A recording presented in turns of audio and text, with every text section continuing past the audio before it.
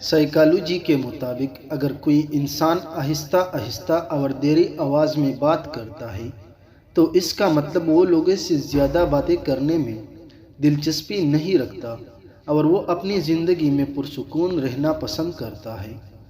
Psychology کے مطابق جو شخص زیادہ جھوٹ بولتا ہے وہ دوسروں کا جھوٹ پکڑنے میں ماہر ہوتا ہے۔ جن لوگوں کی آنکھیں بڑی ہوتی ہیں لوگ آسانی سے ان کی طرف متوجہ ہوتے ہیں۔ سائیکالوجی کے مطابق انسان کی خوشی صرف 9 دن تک رہتی ہے، چاہے وہ کتنے بڑے ہی کیوں نہ ہوں۔ لوگ آپ کو 2 وجہ سے توجہ پسند کریں گے، یا تو آپ کامیاب ہو یا خوبصورت۔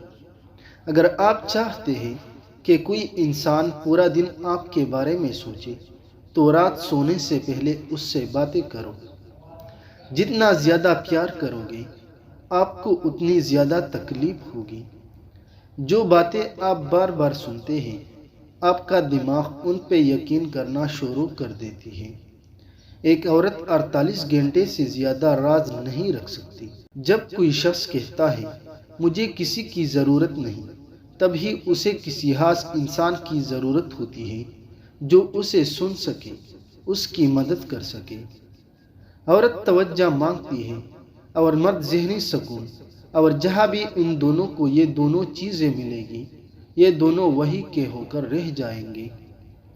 مرد بھول جاتا ہے لیکن کبھی معاف نہیں کرتا، اور عورت معاف کر دیتی ہے مگر کبھی بھولتی نہیں۔ انسان کو محبت ہونے میں صرف 4 منٹ کا وقت لگتا ہے۔ ایک تحقیق کے مطابق جو لوگ ہمیشہ سکول میں دیر سے آتے ہیں وہ مستقبل میں کامیاب اور امیر ہوتے ہیں۔